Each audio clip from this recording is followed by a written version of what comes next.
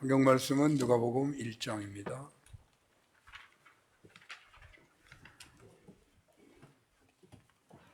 누가복음 1장 봉독은 26절에서 38절 넣겠습니다. 여섯째 달에 천사 가브리엘이 하나님의 보내심을 받아 갈릴리 나사렛이란 동네에 가서 다윗의 자손 요셉이라 하는 사람과 약혼한 처녀에게 이르니 그 처녀의 이름은 마리아라. 그에게 들어가 이르되 은혜를 받은 자여 평안할지어다. 주께서 너와 함께 하시도다 하니 처녀가 그 말을 듣고 놀라 이런 인사가 어찌함인가 생각하며 천사가 이르되 마리아여 무서워하지 말라. 네가 하나님의 은혜를 입었느니라. 보라 내가 잉태하여 아들을 낳으리니 그 이름을 예수라 하라.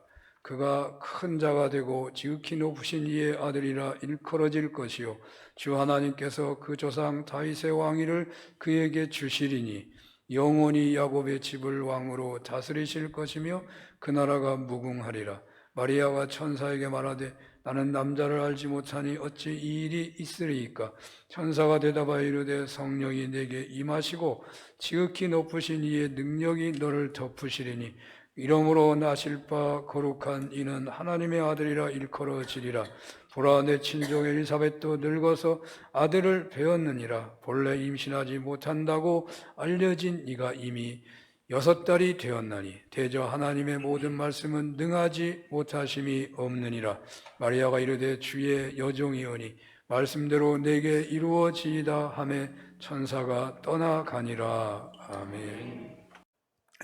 오늘 설교 제목이 조금 뭐랄까 민감한 문제가 아닌가. 우리나라 대부분의 신앙인들에게 있어서 좀 민감한 내용이 될 것 같아서 좀 조심스럽게 말씀을 시작합니다.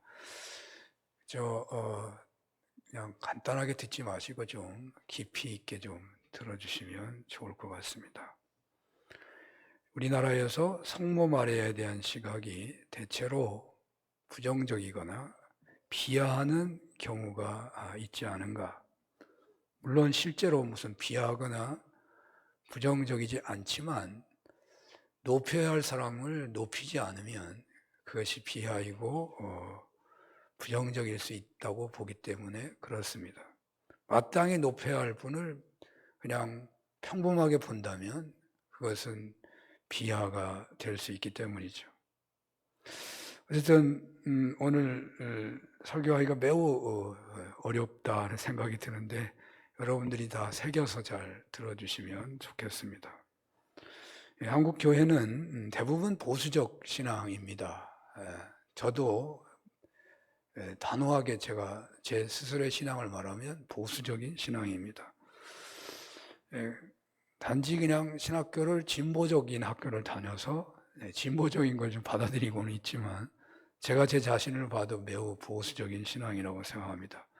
근데 한국 교회가 이 보수적인 신앙과 아주 극소수인 적은 수에 불과한 진보적 신앙으로 나눠져 있어서 그런지 서로가 용납하기보다는 오히려 대립하는 그런 경우가 많아서 사안별로 어떨 때는 이단이라는 시비까지 나타나는 것 같습니다.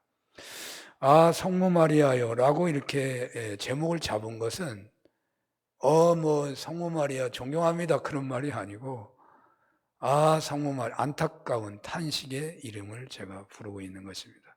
한국교회가 제대로 마땅히 존경하지 못하는 것 같아서 안타깝다. 성모 마리아예요. 그래서 그런 제목을 잡아본 것입니다. 예수님을 낳으신 동정녀 마리아. 그런데 한국 교회는 어쩌면 폄하하고 있는 것이 아닌가 그런 생각이 드는 것입니다. 가톨릭이 우상 숭배하듯이 하기 때문에 우리 개신교는 우상을 절대로 용납할 수 없어서 그런 취지에서 성모 마리아를 폄하하는 것인가 하는 생각이 들기도 합니다. 그런데 그 가톨릭에서 성모 마리아를 하나님처럼 믿는다는 이야기를 그들은 절대로 하지 않습니다. 우리가 볼 때 그렇게 믿는 것처럼 보여서 오해하는 것이죠. 제가 박사 과정에 있었을 때 교단의 대표적인 학자 그리고 목회자들한테 저도 그냥 마음이 걸리니까 가톨릭이 이단이 아니냐고 뭐 그렇게 하면 되냐고 막 대놓고 막 물어봤었는데 그 시간에 제가 많이 창피를 당한 기억이 있습니다. 그분의 이야기는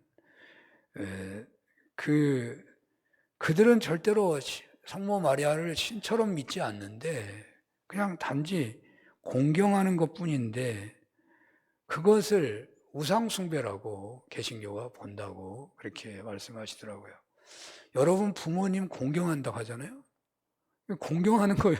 부모 공경하라고 성경에 나와 있는데 예수님의 어머니니까 공경하는 건데 그 공경하는 것을 신을 모시는 것처럼 생각한다는 거죠.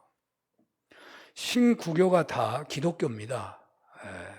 개신교만 기독교가 아니고 가톨릭도 기독교입니다. 예수님을 그리스도로 믿는 종교입니다. 가장 중요한 교리가 삼위일체입니다. 삼위일체. 삼위일체 하나님만 믿는 거예요. 다른 건 믿는 게 아니에요. 만약에 그렇지 않다면 가톨릭은 이단이죠. 완전 이단입니다.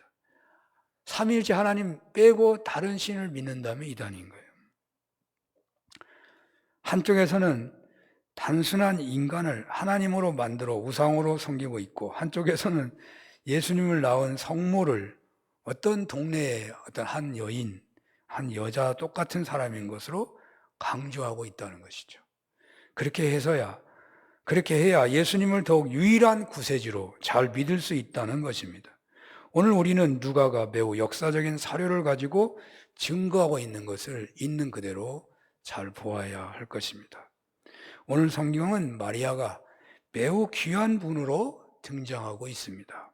아마 성경에 인간으로 이렇게 귀한 분이 결코 있을 수 없을 만한 그런 분으로 등장하고 있습니다. 마리아는 일반 사람들 이상으로 느껴집니다. 목사님, 그러면 마리아가 신입니까? 물론 신이 아닙니다. 예수님도 인간하고 동등하다고 하는데 어찌 마리아는 보통 인간 이상이라고 생각을 하냐? 그렇게 말하겠죠. 예수님의 인성은 인간하고 똑같습니다. 그러나 예수님의 신성은 동시에 하나님하고 똑같습니다. 그러나 마리아는 보통 인간이 보다 조금 더 은혜가 충만하다라고 하는 것은 세상에 어떤 사람도 하나님을 잉태할 수 없다는 것입니다. 신을 잉태할 수 없다는 것입니다. 오직 마리아만이 유일하게 하나님을 잉태한 존재라는 것이죠. 바로 그 점에서 마리아는 보통 인간이 아닐 수 있다는 거죠. 물론 인간하고 똑같지만 보통 사람보다 더 존경받아야 할 존재라는 것입니다. 그러면 어떤 분은 이런 말을 할 수 있죠. 목사님, 하나님은 돌들로도 얼마든지 마리아 같은 동력녀를 만들 수 있는 거 아닌가요? 참으로 대단한 발상입니다. 그러나 그것은 하나님의 형상으로 지은 인간에 대한 모독이 될 수도 있는 것입니다. 하나님께서는 인간들을 그렇게 마음대로 하실 수 있으시다면 사실 예수님은 필요 없으신 분일 수도 있습니다. 그렇게 인간으로 하나님이 친히 인간으로 치욕적인 인간으로 오셔서 인류를 위해 죽으실 이유가 없으십니다. 그냥 돌을 동정녀 마리아 만들듯이 모든 인간을 천사처럼 또는 아브라함처럼 또는 예수님처럼 만들면 되는 거 아니겠습니까? 무슨 그렇게 고통스럽고 힘든 과정을 거쳐서 친히 인간이 되어서 태어나시고 그런 순환을 당하셔야 할 이유가 있는 것입니까? 이유가 없죠. 하나님이 돌을 들어서도 다 하신다는데. 하나님이 친히 인간으로 오시는 과정에서 그 하나님과 본체가 같으신 분을 잉태하시는 것은 분명 확실히 일반 사람으로 대접받을 이유가 없는 거죠. 그 놀라운 일을 하셨는데. 예수님을 높여드린다면 그 예수님을 낳은 성모도 높여야 한다는 거예요. 근데 우리 신앙인들은 성모라는 말 자체도 괜히 기분이 이상해. 꼭 신이라고 믿는 것 같고. 이 세상에서 세례 요한보다, 이 세상에서 베드로보다, 이 세상에서 바울보다 더 위대한 역할을 한 분이 있다면 성모 마리아라는 거예요. 더 위대한 역할입니다. 그렇지 않습니까? 태어나지 않으셨다면 어떻게 메시아의 사역이 있는 것입니까? 목사님, 마리아가 거부했다면 하나님 다른 사람 불렀을 텐데 뭐 그렇게 마리아를 대단하게 생각하세요? 아무나 부르시면 그 사람이 하나님 일을 하면 되는 거잖아요. 그렇다면 여러분, 베드로나 바울도 마찬가지죠. 여러분 불러서 베드로 삼으면 되고 바울 삼으면 되죠. 베드로와 바울을 이렇게 존경할 이유가 있어요? 하나님이 불러가지고 세우면 그만인데.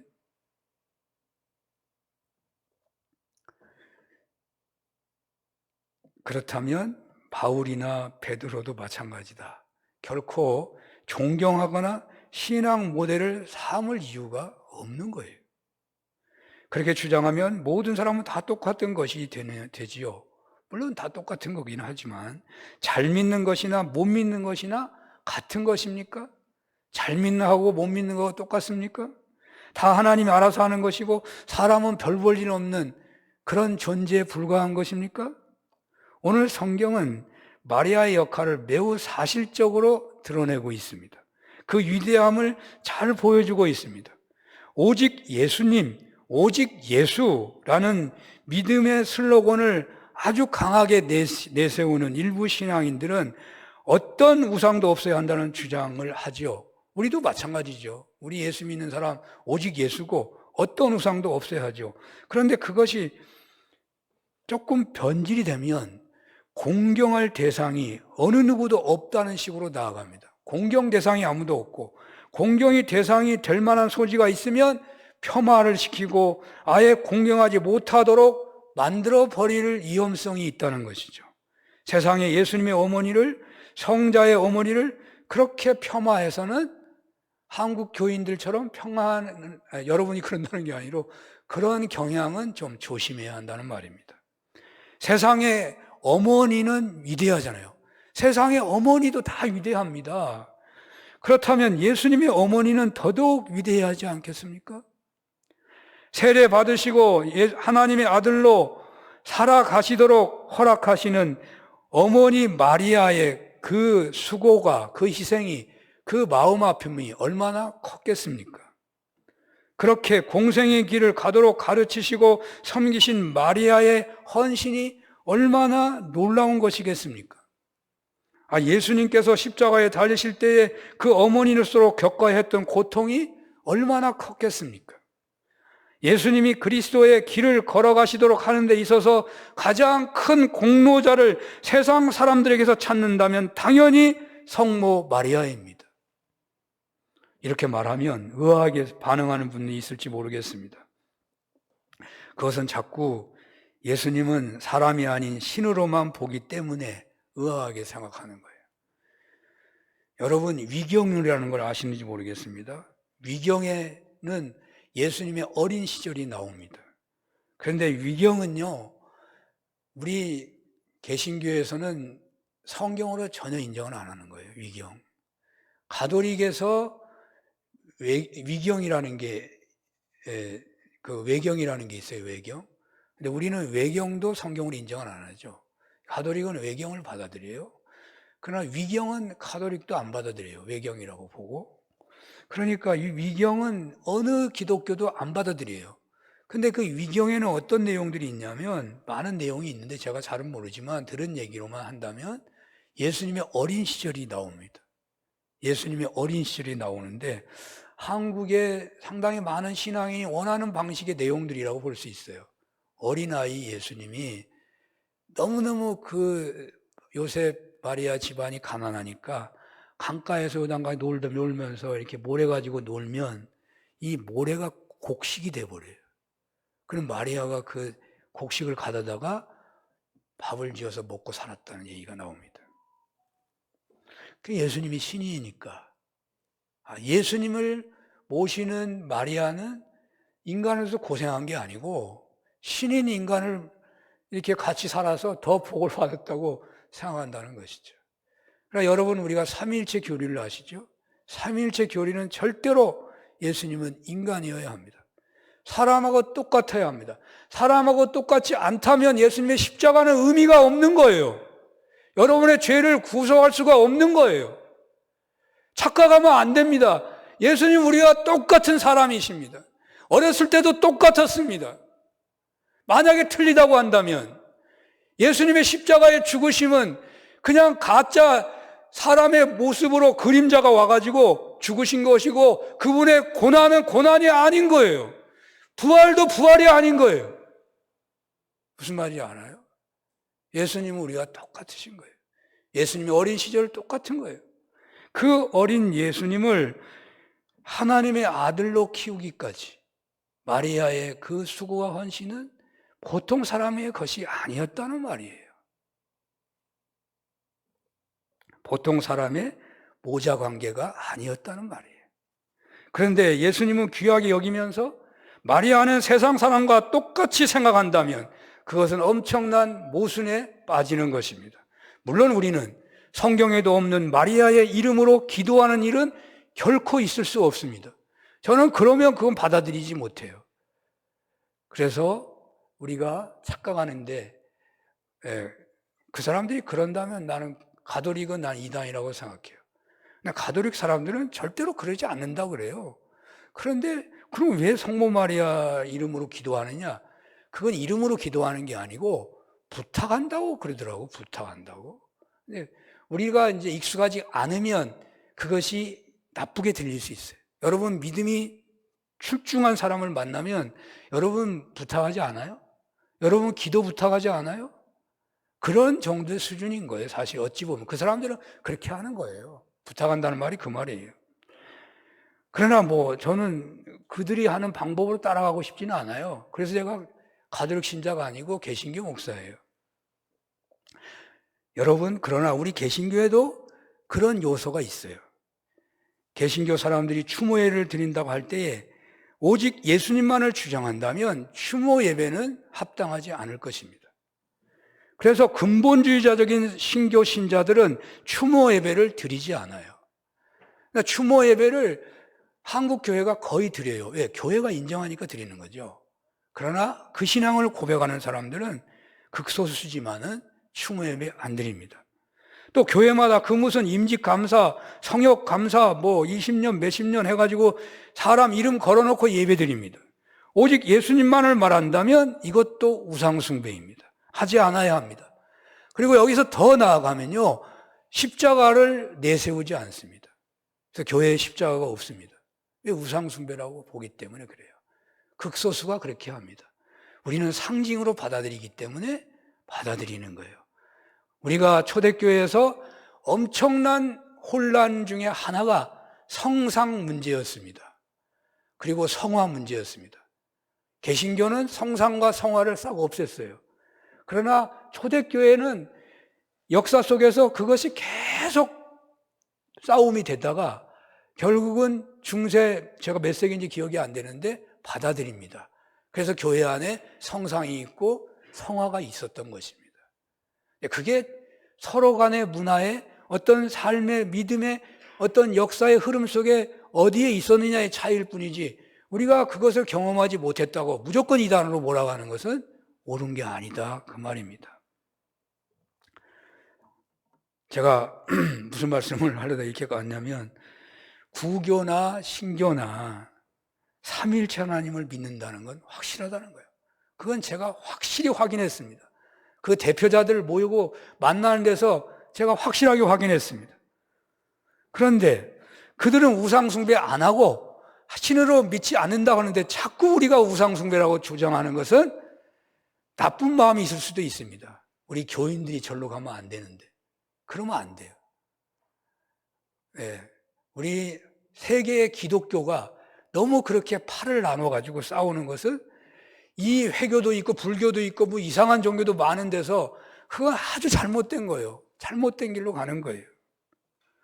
우리 교단이 조선신학교로부터 시작했는데 우리 교단이 1940년 4월에 개교한 것으로 되어 있는데요. 이때는 일제가 아주 강력하게 민족을 탄압할 때였습니다. 태평양 전쟁이 이제 막 발발하기 직전, 대동아 전쟁, 태평양 미국과 전쟁을 일으키기 직전이었습니다. 그래서 일제가 우리 한국의 모든 신학교를 다 폐교시켰습니다.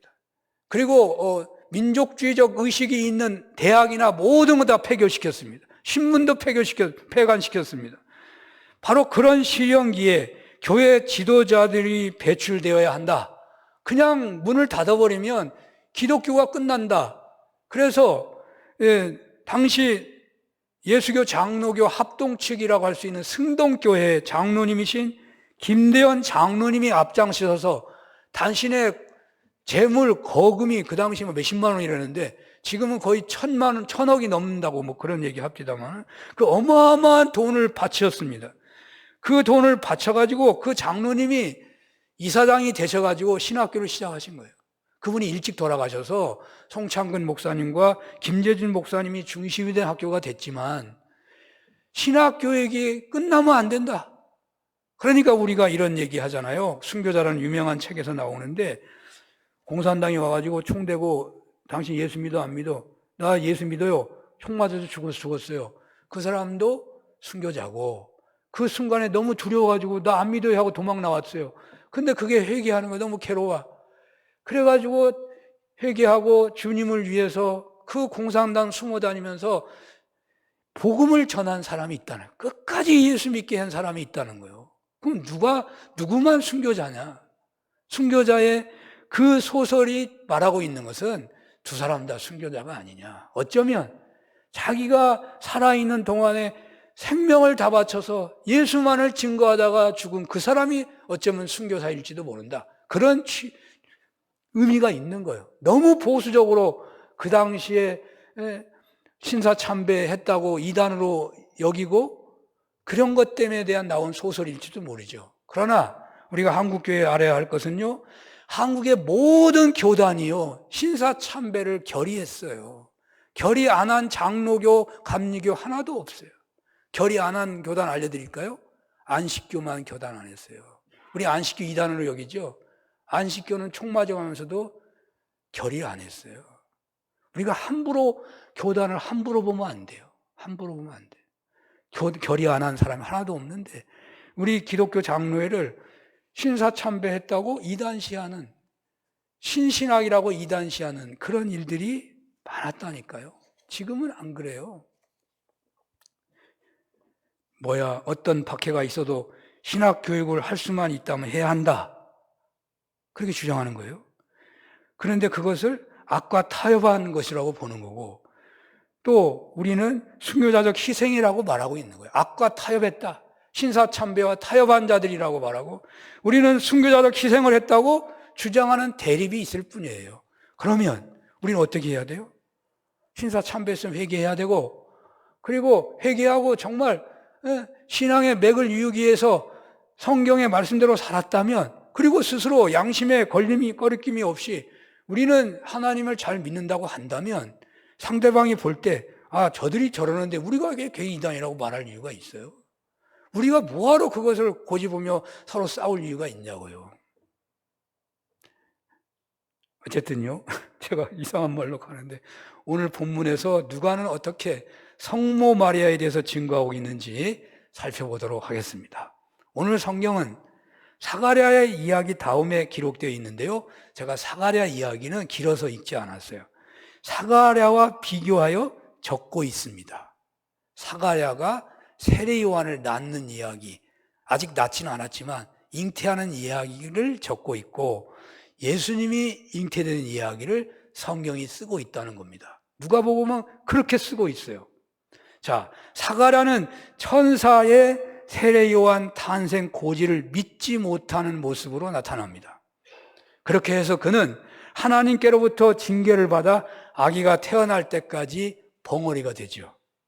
그런데 동정녀 마리아는 예수님 탄생 고지를 받았을 때 처녀가 어찌 그런 일이 있을 수 있나이까라고 놀라워하기는 했지만, 하나님의 모든 말씀은 능하지 못함이 없느니라는 말씀에 주의 여종이오니 말씀대로 내게 이루어지이다라고 순종했다는 거예요. 여러분, 성경은요 세례 요한을 어떻게 평가하는지 아십니까? 성경은 예수님이 직접 얘기했어요. 사람이 낳은 자 중에 가장 큰 자다. 그게 세례 요한에 대한 평가입니다. 그러나 세례 요한이 어떻게 태어났습니까? 마리아 같은 믿음의 사람에서 태어난 게 아니었단 말이에요. 믿을 수가 없어. 아브라함도 왜 이삭을 웃음이라고 졌냐? 아브라함의 애기는 안 되니까 사라가 웃어가지고 그 이삭이 웃음이라는 이름을 가진 거예요. 믿지 못해서. 자, 사가랴도 엘리사벳이 나이가 많은데 아기를 낳을 거라니까 믿지 못하는 거예요. 믿지 못하니까 벙어리가 됐어요. 벙어리가 됐어요. 그런데 처녀가 아기를 낳는다는 건데 어떻게 믿어? 어떻게 믿을 수 있냐고요? 그건 믿는 것만이 문제가 아니고 믿는 순간에 그 사람은요 돌에 맞아 죽어요. 처녀가 아기 나오면 돌에 맞아 죽어요. 당장 죽는 거예요. 돌에 맞아만 죽어요. 평생도록 과부로 살아야 돼요. 그런 어마어마한 위기가 있는데도 불구하고 마리아는 주의 여종이오니 말씀대로 내게 이루어지이다 라고 순종했다니까요. 그렇습니다. 사람으로서 최고의 영광스러운 자리는 하나님께서 인간으로 오시는 그 도구가 되는 일일 것입니다. 유일하게 한 번 있는 일이에요. 그런데 그 은혜가 누구에게 임한 것입니까? 그것은 하나님의 모든 말씀은 능하지 못함이 없다는 것을 믿고 오직 말씀대로 이루어지이다라고 순종한 마리아에게 임하게 되었다는 거예요. 그래서 마리아가 순종하니까 그때 천사가 떠났다고 나와요. 순종 안 했으면 천사도 안 떠났겠죠. 책망하고 떠날 수도 있고 순종 안 했으면. 오늘 본문의 핵심이 여기에 있습니다. 성모 마리아가 존경과 공경의 대상이 되시는 것은 낳았기 때문만이 아니라 하나님의 말씀이 능하심이 없음을 믿고 오직 말씀대로 이루어지이다라고 순종한 믿음 때문이에요. 사가랴도 믿지 못했는데, 그 당시에 최고의 제사장인 사가랴도 믿지 못했는데 마리아는 순종했다는 거예요. 이러한 마리아의 믿음과 순종은 예수님을 그리스도의 길로 가도록 하는데 결정적인 역할을 쓰임받게 된 거예요. 그 정도 믿음 아니고 어떻게 쓰임받겠어요? 최고의 존경과 공경의 대상이 된 것은 바로 이런 믿음과 순종의 모범이 되셨기 때문이에요. 신앙생활에서 존경과 공경의 대상으로 삼는 것은 바로 그분을 신앙생활의 모델로 삼는다는 것입니다. 마리아가 성모로 공경을 받게 되는 데는 모든 신앙인의 모델이 되기 때문입니다. 예수님이 모든 구원받는 자의 길이요 진리요 생명이요 부활의 첫 열매요 구원받는 자가 그대로 걸어가야 하고 걸어가게 되는 길이라고 하지만 왜 그렇게 하는 거예요? 예수님의 인성이 있기 때문에 하는 거예요. 예수님 우리와 똑같기 때문에 그 말을 할 수 있는 거예요. 예수님이 우리와 똑같은 인간으로 오지 않았다면 내가 길이요 진리요 생명이라고 말하기가 어려운 거예요. 그 말하면 대단하다. 하나님이니까 그 말을 당연히 해야지. 그러면 그 신앙은 기독교가 아니에요. 하늘에서 뚝 떨어진 이상한 계시의 신앙이에요. 역사적 신앙이 아니에요. 예수님이 우리와 똑같은 인간으로 오셨기 때문에, 그리고 당신이 그 길을 보여주셨기 때문에, 그것을 다 겪으셨기 때문에, 그래 내가 가는 길이 길이고 진리고 생명이고 부활의 첫 열매고 구원자가 반드시 걸어야 할 길이라고 말씀하시는 거예요. 그런데 예수님은 인간이고 신이시잖아요. 그러나 성모는 그냥 인간하고 똑같아요. 그렇기 때문에 성모 마리아를 공경하고 따른다고 하는 것은 더 현실적인 의미가 있다는 거죠. 여러분, 바울과 베드로를 따르기가 쉽습니까? 예수님을 따르기가 쉽습니까? 바울과 베드로를 따르기가 쉬운 거예요. 왜? 바울과 베드로는 인간만 되니까, 오직 인간이기 때문에. 성모 마리아도 인간이기 때문에 따르기가 쉬워서 존경하고 공경하는 거예요. 믿는 게 아니고 존경하고 공경하는 거예요. 예수님의 순종은 신성이 있으신 분이지만 마리아는 인성만 있는 거잖아요. 하나님, 그렇기 때문에 더 좋은 모델이 될 수도 있는 건데 우리는 공경을 하지 않으니까 모델이 안 되는 거예요. 하나님께 쓰임받는 것이 최고의 은혜입니다. 최고의 축복입니다. 오늘 본문 바로 다음에 또 나오거든요.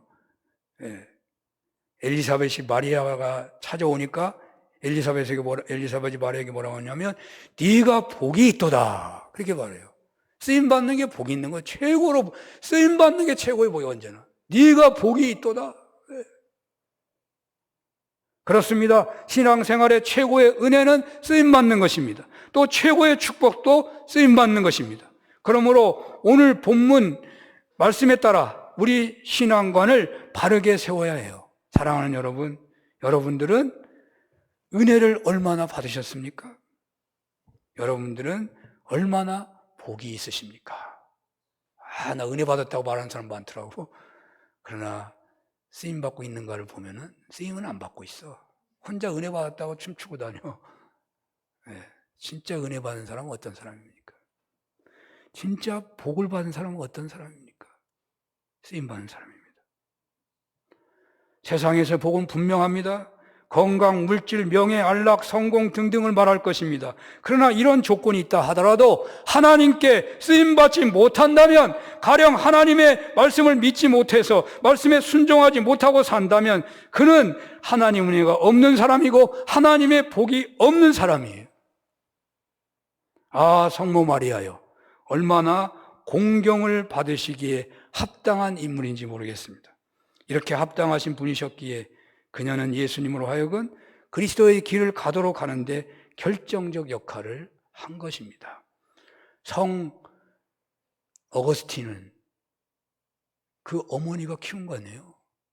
그 엉망진창인 사람을 어머니가 키운 거잖아요. 오늘날 신앙의 어머니들 때문에 여러분들 이 신앙의 길에 있는 분이 한두 사람 아닐 거예요. 그 어머니 공경해야죠.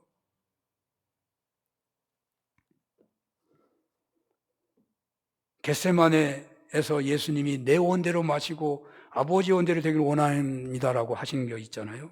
이 예수님의 순종은 인간적으로 보면 모친 마리아의 순종과 동일선상에 있는 거예요. 성모 마리아를 공경하는 것은 그분을 모델로 삼는 것입니다. 그분의 믿음과 순종은 결코 쉬운 것이 아니었습니다. 가벼운 신앙 얘기가 아닙니다. 그녀의 결단은 하나님의 은혜가 계속 거하게 되는 최선의 길이요, 하나님의 복이 계속해서 거하게 되는 최고의 길입니다. 우리가 이것을 본받기만 하면, 공격하고 이것을 공경하면서 이것을 본받기만 한다면 우리가 하나님의 은혜 안에 늘 거하고 하나님에게 복을 받는, 쓰임받는 일에 계속 거하게 된다고 말해요. 여러분들에게는 탄식의 성모 마리아가 아니라 찬양의 성모 마리아가 됐으면 좋겠습니다. 바울처럼, 베드로처럼 살고 싶다는 기도와 찬양만큼 성모 마리아처럼 되고 싶다는 기도와 찬양이 또한 있었으면 좋겠습니다. 어떻게 바울이 되고 베드로가 된 것입니까? 성모 마리아처럼 믿고 순종하였기 때문입니다. 성모 마리아가 존경과 공경을 받는 것처럼 우리 한국교회가 동시에 존경과 공경을 받았으면 좋겠습니다. 성모 마리아를 존경하고 공경하듯이 우리 진보와 보수가 서로 이해하고 노력한다면, 그 마음들이 열리기만 한다면, 열린 진보, 열린 보수 그렇게 한다면 우리 한국교회가 세계를 놀라게 하지 않겠습니까? 이런 은혜가 있으시기를 축원합니다. 기도하겠습니다.